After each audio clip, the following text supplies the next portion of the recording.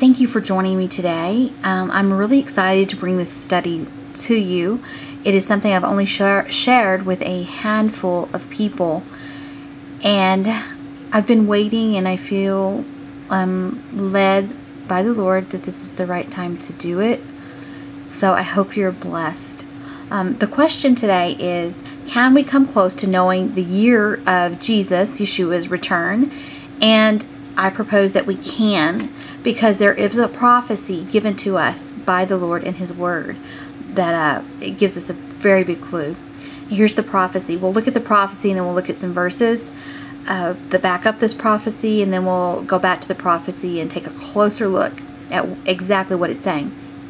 Okay, the prophecy is found in Hosea chapter 5 verses 14 through Hosea chapter 6 verse 3, and I'm going to read it now.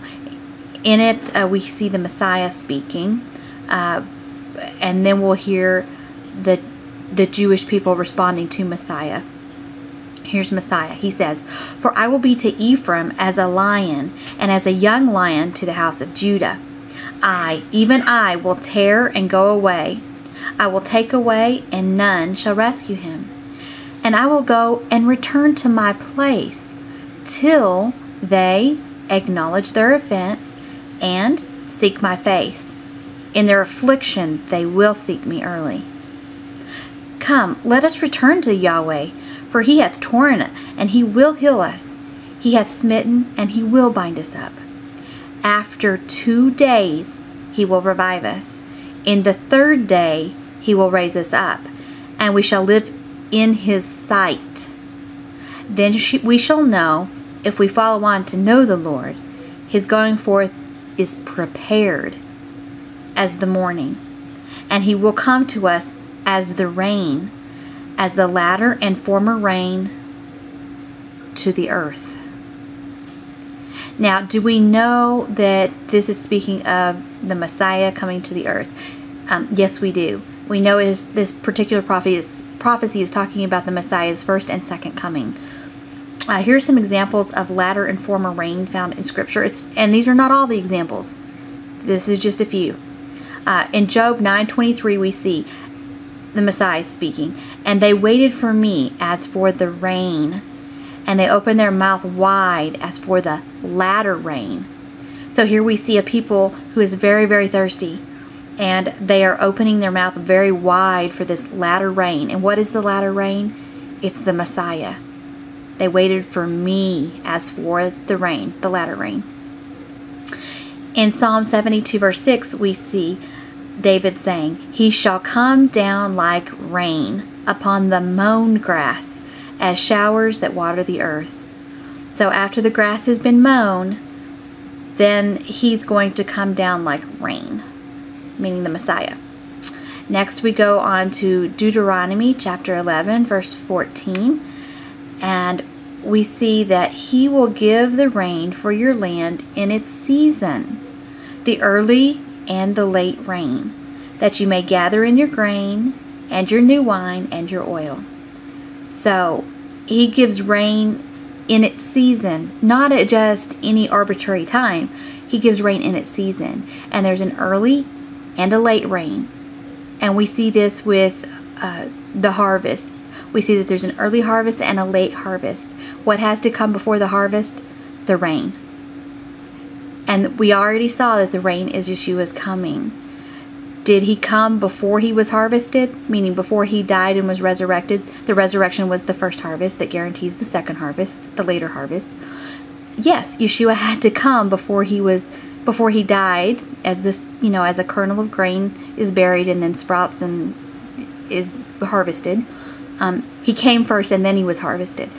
And it's going to be the same at the second coming. He's going to come first, and then the harvest will take place. That is why we see Christ descending in Matthew chapter 24, and then the harvest takes place with the angels. Just like Jesus told us in Matthew 13, the angels are the harvesters. But we see the Lord descend first, and then the harvest take place. The rain comes before the harvest. And we see here that the reason the rain is given is so that you may gather in your grain. now. In James chapter 5 verse 7 we see, "Be patient therefore, brethren, until the coming of the Lord. Behold, the husbandman waiteth for the precious fruit of the earth, and hath long patience for it, until he receive the early and the latter rain."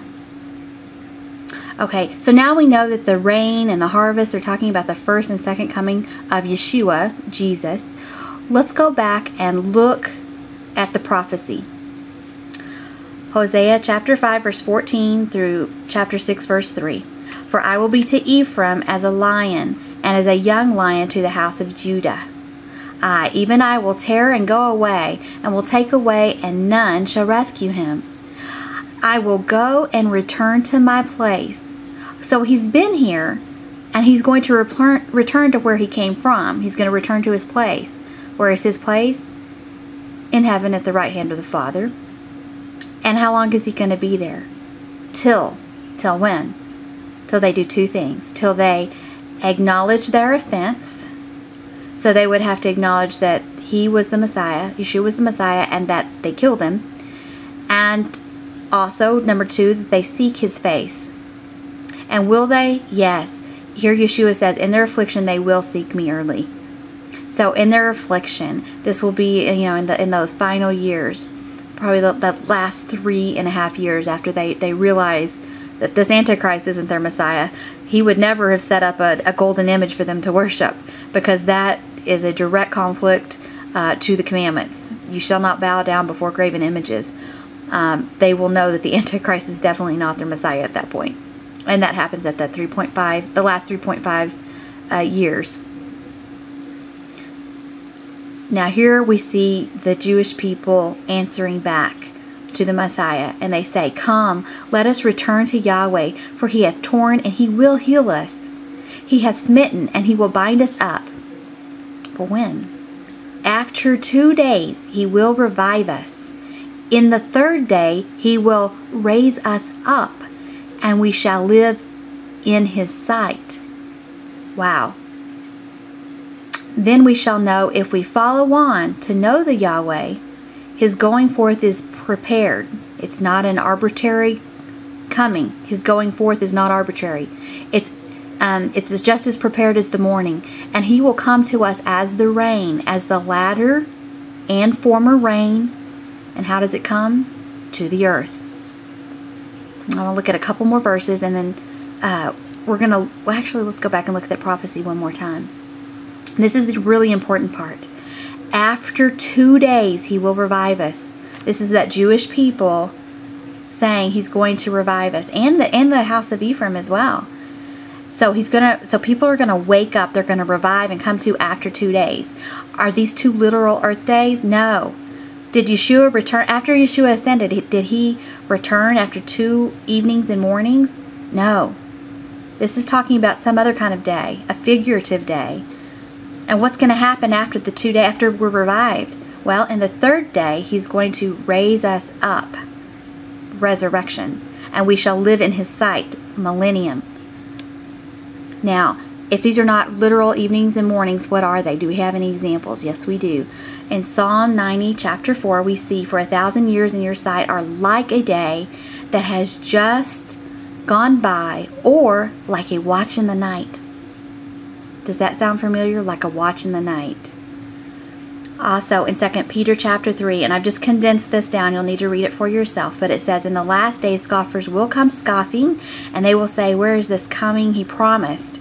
But do not forget this one thing, dear friends, with the Lord a day is like 1,000 years, and 1,000 years are like a day." It doesn't say that it is 1,000 years, it's like 1,000 years. It doesn't have to be exact.